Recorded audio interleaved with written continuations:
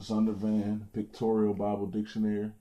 I'm gonna go to the word dress. It's not talking about a woman's dress. It's talking about how people dress in biblical days.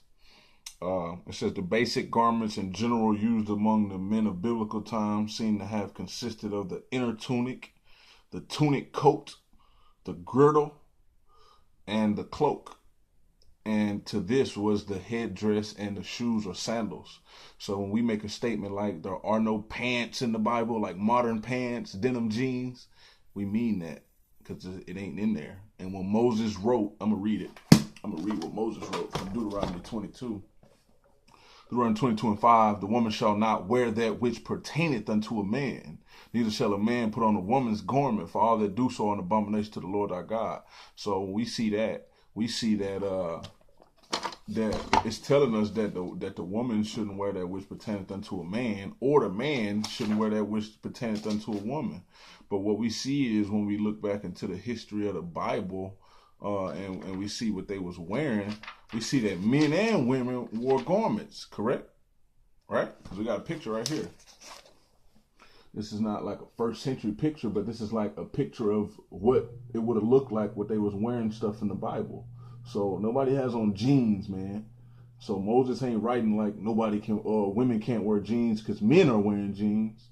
You know what I'm saying? And when the Bible ever says breeches, it's not talking about denim jeans. Breeches are undergarments for the priests. Linen undergarments. It's not talking about no denim jeans. So we got to make sure we're not twisting Moses' words. And in a lot of cases we are. I'm going to read this one right here. It says the girdle was either a cloth or a leather belt which was worn over the loose coat like skirt or shirt.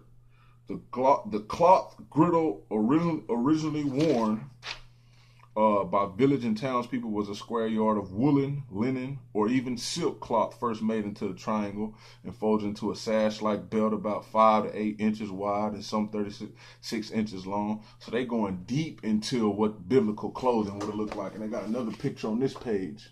And I think they got a woman out there this time. And she got on a garment down to the ankle too. So you're not going to trick us thinking, saying, oh, women can't wear pants because men wear pants. That means women can't wear boots either. You know, and women can't wear t-shirts because men wear t-shirts. You see how irrational that argument is? And you see how that's what Paul says, you know what I'm saying, desiring to be teachers of the law and not understanding the things they affirm. A lot of times we blurt out stuff and we repeat stuff because it sounds neat and the elder said it, but it has no factual grounding. You know what I'm saying? Like somebody who actually study will come along and push you in the water. And it's nothing you can do except for get loud and get angry. You know what I'm saying? And get proud. So we got to be able to go into these things and we got to be able to prove what we're saying.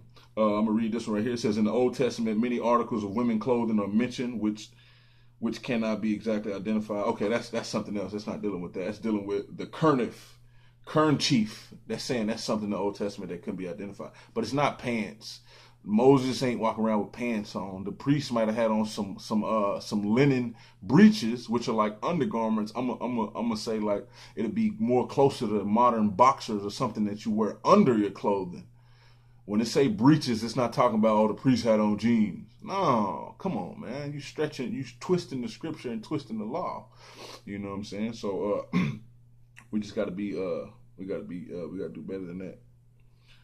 It says the woman wore long garments reaching almost to the feet with a girdle of silk or wood, many times having all colors of the rainbow. Often such a garment would have a fringe hanging from the waist nearly to the ankles.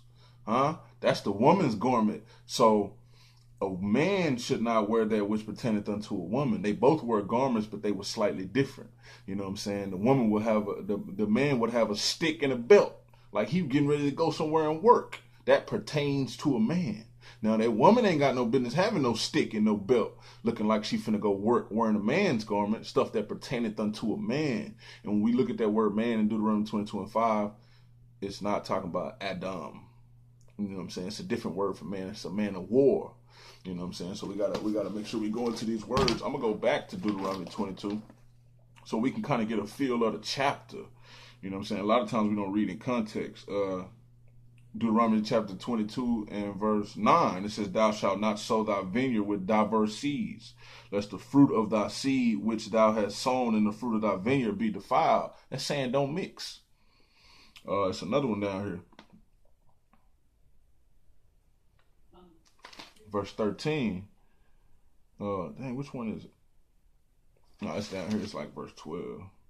It says, Thou shalt not plow with the ox and the ass together. That's mixing again. That's verse 12. You see, this chapter is prohibiting mixing. Like a man shouldn't wear that which pertaineth unto a woman, and a woman shouldn't wear that which pertaineth unto a man. Verse 11, Thou shalt not wear a garment of diverse sorts, as of woolen and of linen together.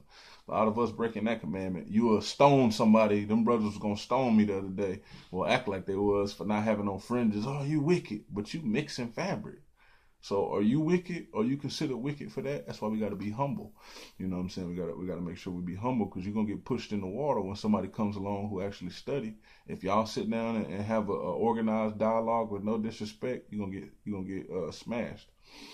So basically, man, verse 5, the woman shall not wear that which pertaineth unto a man, neither shall a man put on a woman's garment. If a man walks in the store and says, you know, I know these ain't men pants and they tight, but I'm gonna wear them, you broke that law. If a woman want to dress up like a man and portray herself as a man, you know, just put on manly clothes, and then you break that law. But if a woman, and not trying to, you know, make where women can dress all unmodest, if a woman goes in the store and buys some modest women pants, is that a sin? Is that a transgression of this law? Of course not. Of course not. And the honest kindergartner can sit down and see that. But a lot of times with the leaders, we get tricked, and you know, the One West movement, it's a lot of false doctrine in that. So we got to be able to weigh and see. And that's just a brief study on that. It's not a lot of scriptures on it, but we see that chapter is talking about mixing. It's not talking about, it's not saying, if that's the case, then a man can't wear, because they both wear garments down to the ankle. So that's contradictory. So we just got to be able to look into all of this. Shalom.